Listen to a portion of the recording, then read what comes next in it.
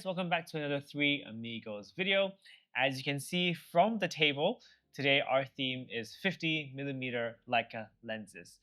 First of all, thank you to Jason from LSK Camera for providing us with all the lenses on this table so that we can sort of share the history and our experience and sort of a overview of 50mm Leica lenses. And joined with me here today is one of my partners in crime, Anson. Be sure to follow his website as well as his YouTube channel for more Leica content. So today's going to be a long episode, as you can tell from everything on the table. So before you go into this video, please go get some coffee or some wine or beer to go with the video. So in this video, we're going to go in a chronological order. We're going to start from the earliest Leica lenses into the modern lenses, and we'll cover both the Summiluxes, the Summicrons, as well as some of the Noctiluxes.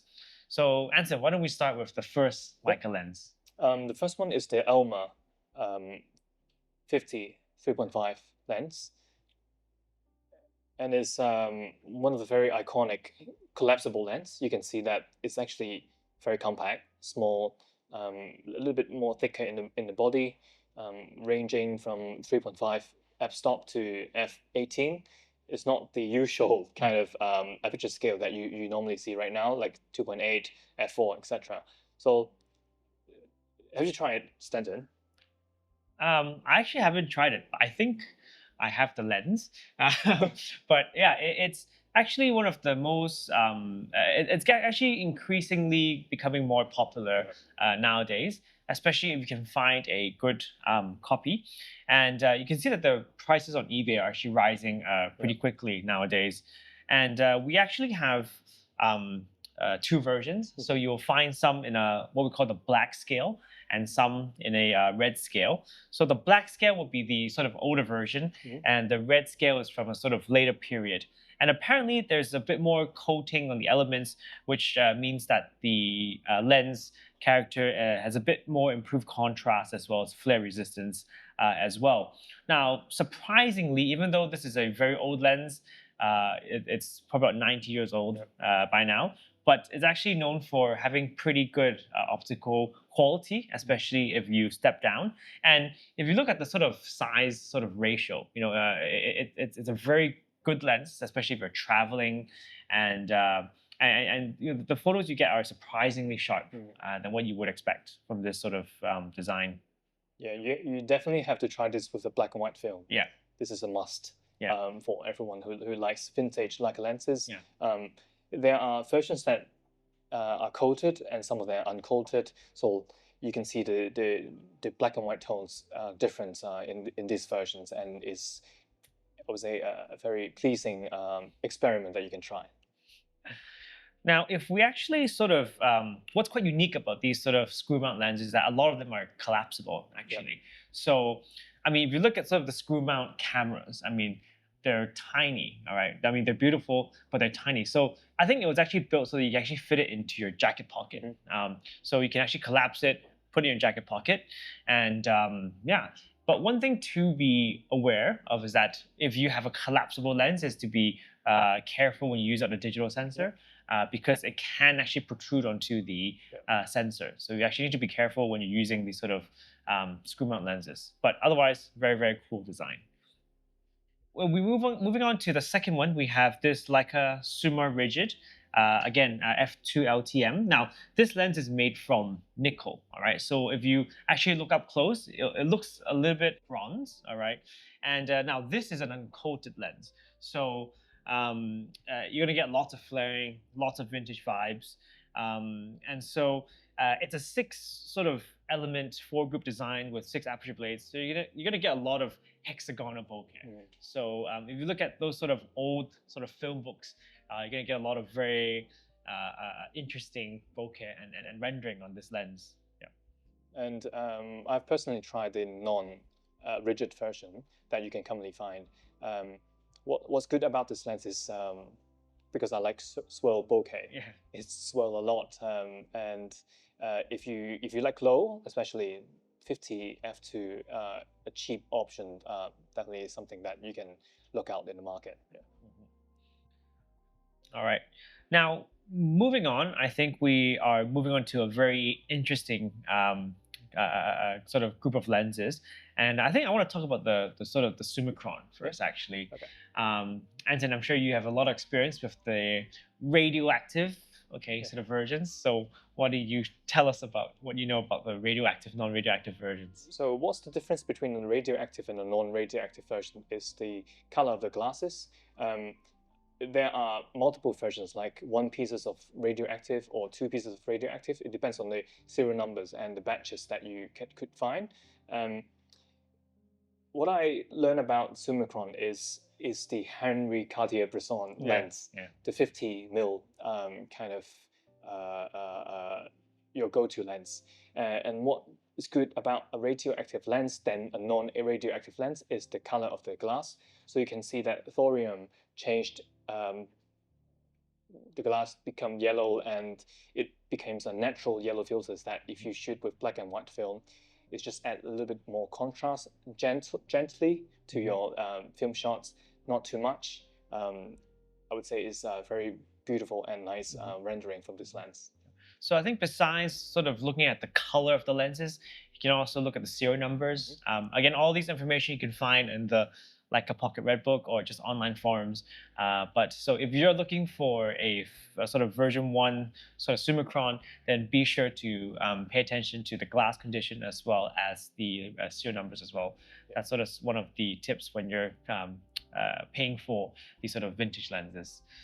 Yeah. Just one minor tip is the first element of this Summicron is very soft. The coating is very soft. So a lot of the versions that you could see online is very scratched. Some people will say that it doesn't affect your image quality, but in fact it does. So bear in mind that find a good copy of this radioactive versions. It will enhance your photos. Now, another sort of, I think, quite often overlooked sort of lens is, in fact, Tokyo Camera Style's favorite black and white lens, and it's the Leica Almar M 2.8 collapsible. Yeah. And I haven't tried personally, but I heard a lot good things about this lens. If you use this on a black and white film, this is something that I heard is like a very good combo. Junior's looking up the photos already. I don't have photo samples of this lens, but if you are interested in this compact, collapsible, kind of a little bit more modern look of this lens, check out Tokyo Camera Styles. I believe that he shoot extensively with this lens, and he used HP5, if I remember correctly, pairing with this lens. Check it out. All right. So now, probably also another very popular lens, also probably one of my favorite vintage 50mm lenses would be the rigid. And so we actually have several different versions of the rigid right here. Now, the rigid went through several different iterations because it was sort of in that transition between the screw mount as well as the M3, the M mount. And so what we'll see here is that we have the rigid both in the LTM and the screw mount, as well as the M bayonet mount. And so, yeah, hit us away. So the earliest, I mean, the easiest way to tell rigid is from its scallop to determine which version it is. From the earlier version, we call it Type 1. You can see this wavy kind of focusing scallop. Whereas the later version, Type 2, you can see a much more flatter, a more kind of more refined craftsmanship look to the lens, and this is how you can differentiate these two versions. But what about the difference? Is there something difference between a similar lens called rigid, but in Type 1 and Type 2? A short answer is yes. In Type 1 lenses, usually it's much more softer for in wide open in f2, whereas the Type 2 is normally a little bit more sharper. My assumption is the improvement on the coating, right? So this is how you could, depends on your taste, whether you like the version 1, I mean Type 1 or Type 2. But I think what's amazing about this, the rigid, is that, well, it's very, very, very sharp. And I think we talked about this in our previous 35mm videos, that the old Leica lenses were really built so well. Yeah. And obviously why it's called the rigid is because it's the sort of first sort of non-collapsible lens that Leica made, which is why it gets the nickname of the rigid. But I would highly recommend this to anyone who's new to shooting Leica, or just anyone who wants to try a lens that I think balances both sort of a vintage vibe when you shoot wide open, and at the same time being able to shoot stop down for a very sharp image. And I think even on modern sensors, on M11, I personally have one that I shoot on M11M all the time, you get very, very, very sharp images. So, and I think compared to modern lenses, they're also a lot more affordable. But obviously, I think you need to buy from a reputable buyer as well as to know how to check your lenses. But I would very highly recommend the rigid for those who want to get a reliable 50 millimeters. Definitely, and because I think there's so many, there's quite a number of rigids available on the market. So it is quite, it's not that difficult to find a good copy for the right price. Yeah, and totally agree with what Stanton said. Rigid is one of my favorite lenses. I would pick if you need me to pick one lenses out of all the Summicron lenses. Rigid is definitely top of the choices. Yeah, Junior should buy one. Yeah, yeah, and I think I think so. The rigid were probably one of the most in terms of optical quality, one that I adore the most from the Summicron range. But in terms of technical marginal engineering, it would have to be the dual range. Again, so the dual range is a very interesting lens that basically allowed you to close focus. So you'll see that it comes with a sort of eyepiece accessory, all right? And basically because with the rangefinder coupling mechanism, we can only focus down to 0.7 meters, but because of this eyepiece accessory, we are actually able to shoot down to 0.48 or 0.47 meters, if I'm not wrong. And so it's the, think about this lens for the 1950s, having this sort of mechanism to shoot close up to 0.5 meters is pretty amazing. And it's actually, everything's mechanical. There's nothing fancy, nothing digital about it, but there's a little click that you can do once you've installed the goggles on, and it allows you to close focus. So even though we say, we're so amazed by the modern sort of Summiluxes, Summicrons, and how they can close focus to 0.4 meters, they were doing this, 70 years ago already. So the dual range is something that's really worth looking into if you're shooting film photography. Yeah. And what I heard about the dual range, the good thing about it is, people said this is one of the sharpest Summicron out there in the market. It's even sharper than the rigid, which I need to do some comparison. And I've tried some dual range already, and I really think this is very sharp. And the good thing about the dual range is, in the modern days, if you're using an M11 camera, like an M11 camera, you don't have to modify the lens in order to use it on that camera, because of the size of the inner part of the sensor. So M9 or M10, it couldn't work on that. It will be limited to the focusing range. You couldn't reach to infinity, otherwise you will destroy the overall focusing mechanism. Now, that being said, there are some sifus, or there are some technicians who actually are able to shave part of the protruding element, and actually some people are able to use the dual range on the M9 or M10s. I know there are some DIY projects online as well, but you need to be very careful when doing this. But it is sort of possible, all right, to be able to use this on a non-M11 digital sensor as well, but with caution. But definitely one lens worth trying or collecting. We've covered sort of these lenses. That's really the epitome of like a vintage lenses. And once we move on to version 3, we're really going to that transition period into some of the modern lenses. So what do we have, Hansen? So we have a high leg. We call it high leg, but technically it's a version 3 of the lens. So version 1 is what we call it the collapsible Summicron. Version 2 is rigid, and then now we are moving on to the version 3. So how do you tell this is version 3? Is the thicker part of the mount. So that's how it got its nickname, High Lake. And I've tried. This is actually my second lens ever bought. It's very high contrast lens. Some people don't like it, some don't. So in my experience, I only have limited experience with this lens, but I think all Leica lenses are pretty good, to be honest. Yeah, so it's Why did you sell it at the time? I want to upgrade to a faster lens, yeah, with the 1.4 aperture, yeah. Okay, and then moving on to version 4, right?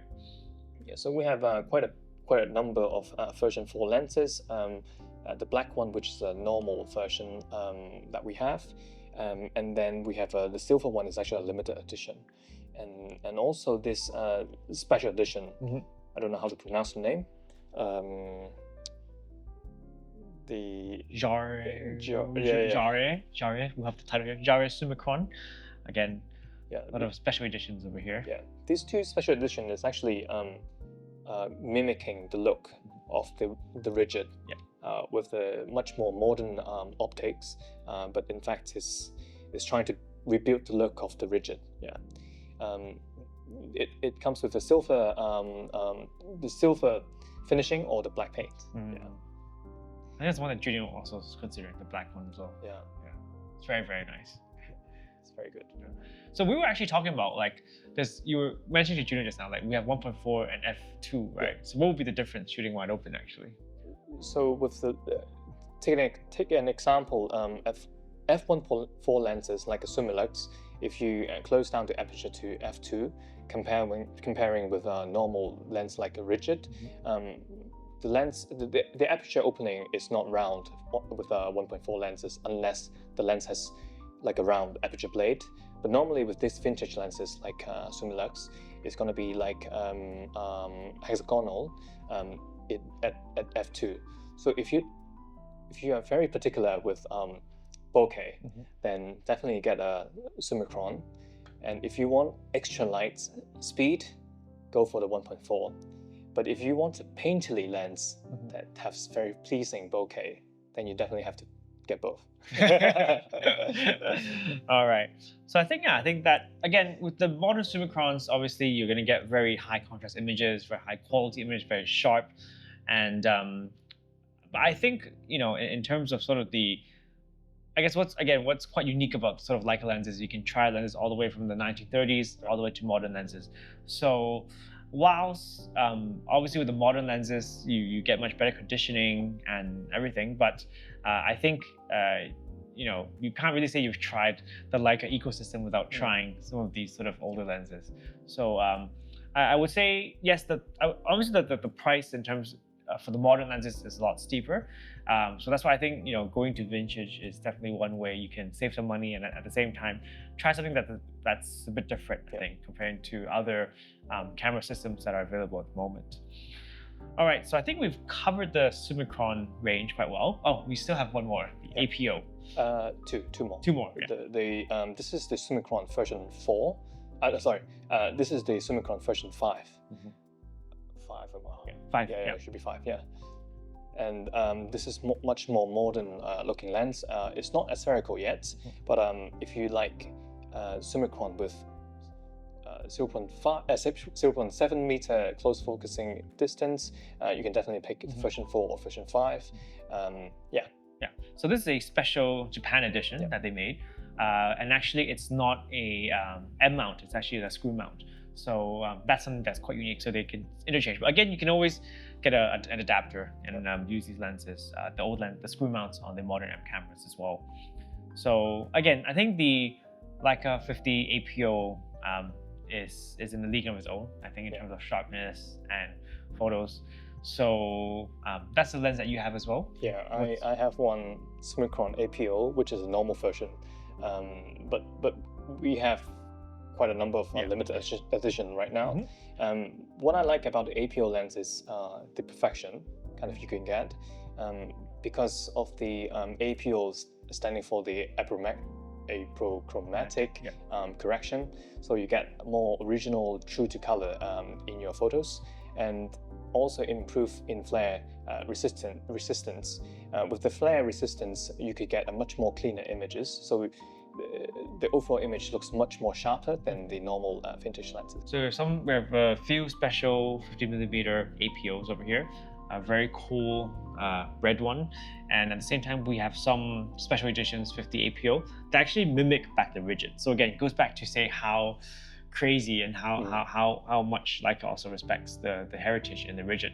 And so we have black chrome, special edition, LHSA, silver and black here as well. So very, very nice lenses to own. So you can sort of have the vintage outlook, but also have a very modern rendering with the APO.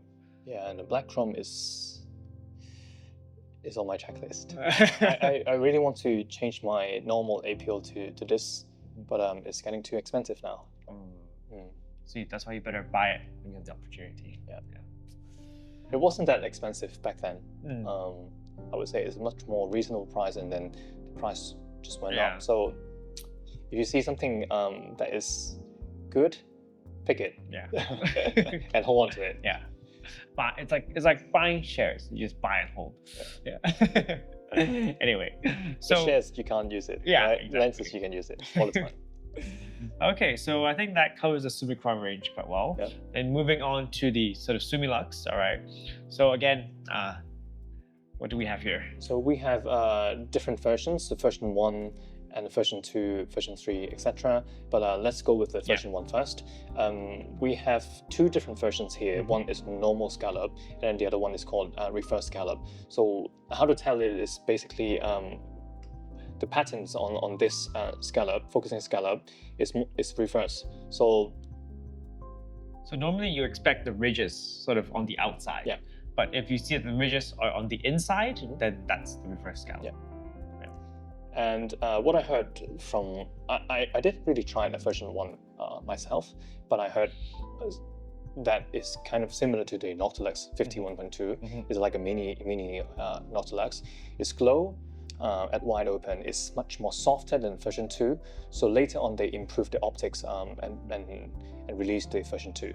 So yeah, so I think if you can't afford the legendary 1.2 Noctilux, then this may be one of the possible gateways into going for that legendary sort of look. Yeah. All right. So then we actually have another interesting version here, the Summilux version 2. Now, if you've been paying attention to Leica releases, this is what they re-released recently. Leica has been going on a sort of heritage sort of collection lens. Then we have the steel rim, we have the 28 5.6, and then we also have the Noctilux. So this is one of the most recent releases.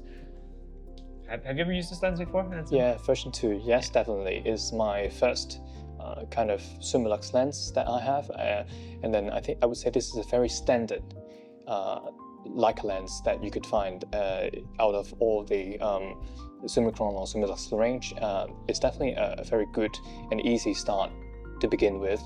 If you want to skip the f2, I need to go for the f1.4. This is definitely the first lens that I will recommend to you. But the downside of this lens is the filter size. It's not that common because it's a E43, which is 43 mm filter. So looking back at what Leica have in their lineup, the modern lenses filter size is 46, and then the Summicron is normally 39 mm. So this one, 43, is definitely like, you have to get a separate set of filter if you want to shoot at wide open all the time. Yeah. Cool. And then moving on from the version 2, we have the version 3. I think probably one of the most popular Summilux lenses, one that I own as well, the pre-ASPH. We have a very special version over here. Yes, this is a black paint version. Looks so nice. Yeah. So this is the one that Juno got. No. That is back chrome. Sorry. But it's okay. Later. Yeah. All right. So here we have a black paint version of the pre-ASPH. Again, very, very, very beautiful lens. I would say it's, again, with the pre-ASPH lenses, it's again the transition phase between sort of modern and vintage Leicas. And so if you're looking for something that can sort of do it all sort of thing, I think this is also a very good one to consider as well, if you're both shooting film and digital as well.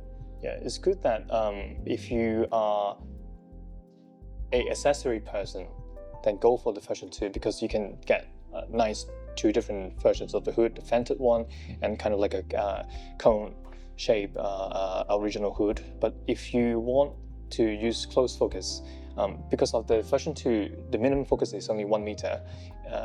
If you, let's say I want to do a portrait, close focus subjects, then version 3 is definitely a plus, because you have a 0.7 meter close focus range, and also it has a built-in hood, so you don't need to be hustle about different accessories. And it's using a 46 mil filter. Now, surprisingly, actually, for both the Summicron and the Summilux, although they've been around for 56 years, there actually aren't that many versions, because after we move on from the version 3, then it's really moving on to the version 4, which is the ASPH already. So again, this is one that I own as well, and I really love this lens. It gives like a very creamy, I would say it gives a very creamy bokeh, and it's like it's sharp on the eyes. So if you take portraits, it's like sharp on the eyes, and everything else is just creamy. So it's a very nice lens for portraits. My wife loves it when I take photos of her with this lens, so definitely recommend the Summilux. Now, obviously, for the version 4, we also have the version 5, all right, and that's the one with the close focusing as well. But although I think there are more aperture blades on that one, but I don't think you'll see sort of a very significant difference in terms of the image quality from that. But definitely, if you're shooting digital sensors, I highly recommend the version 4 ASPH. It's an amazing lens. I wrote about the aspherical lens. I said it's too perfect to own. That's the reason. And also, just for everyone's reference, if you're looking for the APO grade lenses, I heard that the Summilux is actually APO grade as well. All right. Now, I think covers the Summicron and the Summilux range lineup. Now, we also have some very special Noctilux this year. Now, again, basically everything below 1.2 we'll call the Noctilux lineup, and it's something that's very unique to Leica, I think, because of the history. Again, we have the first Noctilux from the late 1950s, I believe, and it's sort of, I think every Leica shooter used to have had or owned a Noctilux at some point in their collecting journey. It's because it's just a very unique, it's a very unique rendering. Now, there are several different versions of the Noctilux, which we don't have here, but I think we have the 2 most unique versions of the Noctilux. We have the first ever Noctilux, which we call the which is the f1.2, which is over here. Sorry, it's 1.2. Now, we have made a video of this lens, which we'll put a box up here, and this is one of Junio's dream lens, which is what it would be my dream lens as well. Yes, so do I. It's every Leica shooter's dream lens. It's basically what's unique about this Noctilux is what we call a double spherical. And so if we look at back in when Leica was making these lenses, they were handmade and they were also very difficult to make. And there's something very unique about the AA Noctilux that even with the modern reissue of the Noctilux, which you had before, it's different. It's different. I heard the material is different in terms of what kind of glass that they're picking, the sort of coating, and the rendering is quite different from the original one. But if let's say I really want to have the Noctilux kind of feel, the reissue one kind of mimics some sort of the swirl bokeh, but with the minimum focusing of 1 meter only. So I would say a pretty good alternative to the AA Noctilux is the E58 Noctilux, so the first version f 1.0, and I think they describe it also as a very painterly sort of lens. That's one that you have as well. E58 is is one of my favorite because I like vignette. Sorry guys, for those who doesn't like vignette, but personally I like vignette, mainly because I use vignette to create cinematic look of certain kind of scenes. The main difference why it called E58 as some versions E60 is that it's the first version that Leica released, and they use a 58 millimeter filter thread. So with a smaller opening of the lens opening, it creates more vignettes when you shoot at wide open. So it has a good side and a bad side. The bad side is vignette, but the good side is that it's not calibrated than other lenses, as in the color curve on this lens. And the blue channel is untouched because this lens was designed in the black and white film era. So that's what the information that I got from one of the Leica store folks. Now, because if you look at the sort of only the version 1 will have the 58 millimeter thread, then all the other ones will share a 60 millimeter thread. So there's a V2, V3, V4, and then you also have the modern 0.95 Noctilux as well.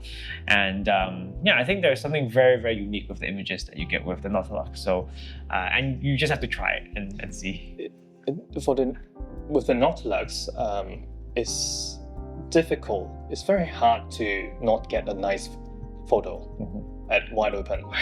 If you shoot a portrait, if you just randomly shoot something like a portrait close-up one at 1.0, it has that very nice sharpness in the middle, and then gradually melts out in the out of focus area. Is one of the lens that my wife likes it because she said it softened her skin tone. So So for all those men out there looking to buy, a Leica lens, this will please your other half, and a very justified buy. All right. The major difference of the E58 and the E60 is that E60 has multiple versions, like what Stan said, version 2, 3, and 4, and we have the version 4 here. The version 4 definitely has a much more improved clothing, and the lens images is much more sharp than the E58.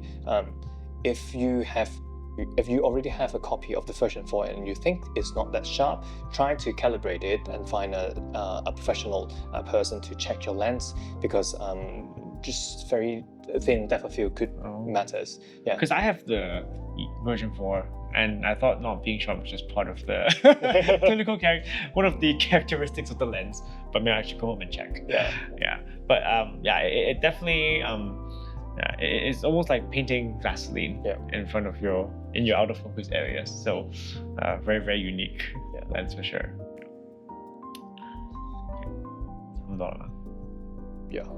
Okay. Anyway, guys, I hope you enjoyed this video. Again, thank you to Jason for really lining up all the lenses for us and allowing Anton and I to be like little kids, to play with all these lenses. It's very cool to be to witness, the legacy and history of Leica in one go. So again, be sure to check out Jason's internet store. This is where Anson and I get a lot of our goodies as well, and definitely a very, very good place to hang out as well. So do come by if you ever come visit Hong Kong in Causeway Bay. And again, thank you, Anson, for being here and sharing your wealth of knowledge on like 50mm lenses. It's always a pleasure to Thanks for having me. to shoot videos with you. And if you guys have any questions, comments, please let us know down in the description below, and we'll be happy to answer them. And give us some ideas in terms of what videos you want us to shoot. If you haven't watched our 35mm video, be sure to check it out here. And if you guys have any suggestions on what focal lengths you guys would be interested in, or maybe we can talk about film bodies or digital bodies, I think that would be a good talk as well. But anyway, thank you again, and we hope to see you guys soon in the next video. Okay, Stanton, time to pick one.